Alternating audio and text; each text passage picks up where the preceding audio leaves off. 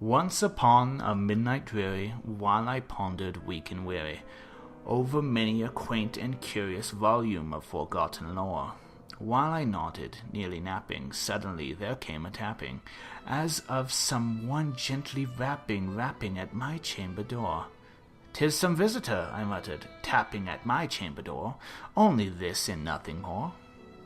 Ah, distinctly I remember, it was in the bleak December, and each separate dying ember wrought its ghost upon the floor.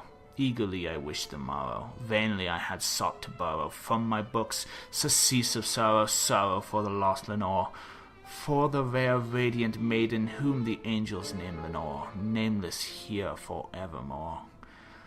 And the silken, sad, uncertain rustling of each purple curtain thrilled me, filled me with fantastic terrors never felt before, so that now, to still the beating of my heart, I stood repeating, "'Tis some visitor, entreating entrance at my chamber door, some late visitor, entreating entrance at my chamber door, this is it, and nothing more." Presently my soul grew stronger, hesitating then no longer. "Sir," said I, "or madam, truly your forgiveness I implore, but the fact is I was napping, and so gently you came rapping, and so faintly you came tapping at my chamber door, that I scarce was sure I heard you. Here I opened wide the door, darkness there, and nothing more. Deep into the darkness peering, long I stood there, wondering, fearing, doubting, dreaming dreams no mortal ever dared to dream before. But the silence was unbroken, and the stillness gave no token, and the only word there spoken was the whispered word, 'Lenore?' This I whispered, and an echo murmured back the word, 'Lenore!' Merely this, and nothing more. Back into the chamber turning, all my soul within me burning, soon again I heard a tapping somewhat louder than before. "Surely," said I, "surely that is something at my window lattice.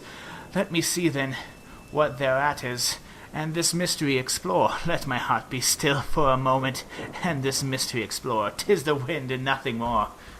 Open here I flung the shutter, when with many a flirt and flutter in there stepped a stately raven of the saintly days of yore. Not the least obeisance made he, not a minute stopped or stayed he, but with mine of lord or lady perched above my chamber door, perched upon a bust of Pallas just above my chamber door, perched and sat, and nothing more. Then this ebony bird beguiling my sad fancy into smiling, by grave of stern decorum of the countenance it wore. "Though thy crest be shorn or shaven, thou," I said, "art sure no craven, ghastly, grim, and ancient raven, wandering from the nightly shore. Tell me what thy lordly name is on the night's Plutonian shore." Quoth the raven, "Nevermore." Much I marveled, this ungainly fowl, to hear discourse so plainly, though its answer little meaning, little relevancy bore. For we cannot help agreeing that no living human being ever yet was blessed with seeing bird above his chamber door, bird or beast upon the sculpted bust above his chamber door, with such a name as Nevermore. But the raven, sitting lonely on the placid bust, spoke only that one word, as if his soul in that one word did he outpour. Nothing farther than he uttered, not a feather than he fluttered, till I scarcely more than muttered, "Other friends have flown before, on the morrow he will leave me, as my hopes have flown before." Then the bird said, "Nevermore."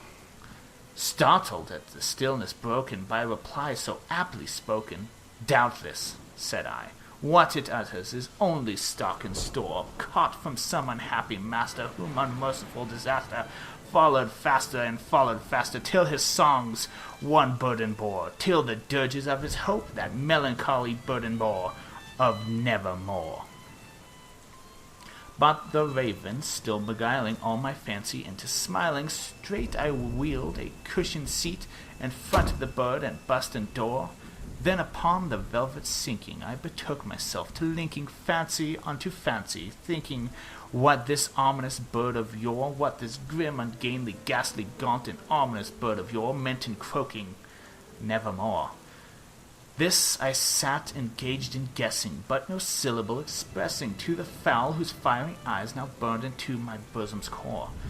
This and more I sat divining, with my head at ease reclining on the cushion's velvet lining that the lamp lit gloated o'er, but whose velvet violet lining with the lamplight gloating o'er she shall press, nevermore.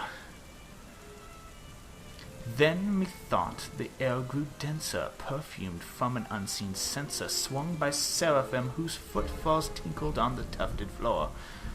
"Wretch," I cried, "thy God hath sent thee, by these angels he hath sent thee, respite and nepenthe from thy memories of Lenore. Quaff this kind nepenthe, and forget this lost Lenore." Quoth the raven, "Nevermore." "Prophet," said I, "thing of evil, proffer still, if bird or devil, whether tempter sent or whether tempest tossed thee here ashore, desolate all, undaunted, on this desert land enchanted, on this home by horror haunted, tell me truly, I implore, is there balm of Gilead? Tell me, I implore." Quoth the raven, "Nevermore." "Prophet," said I, "thing of evil, prophet still, if bird or devil, by that heaven that bends above us, by that God we both adore, tell this soul with sorrow laden, if within this distant Aden it shall clasp a sainted maiden whom the angels name Lenore, clasp a rare and radiant maiden whom the angels name Lenore." Quoth the raven, "Nevermore." "Be that word our sign of parting, bird or fiend," I shrieked upstarting, "get thee back into the tempest and the night's Plutonian shore. Leave no black plume as a token of the lie thy soul hath spoken. Leave my loneliness unbroken. Quit the bust above my door. Take thy beak out from my heart, and take thy form from my door."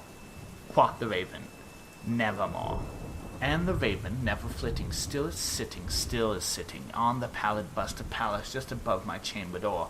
And his eyes have all the seeming of a demon that is dreaming, and the lamplights o'er him streaming throws his shadow on the floor, and my soul from out that shadow that lies floating on the floor shall be lifted nevermore.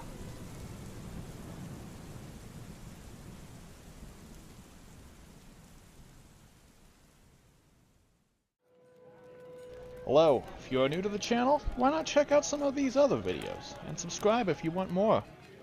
Leave a like if you liked it, and post a comment down below for other topics you want covered. Again, thanks for watching.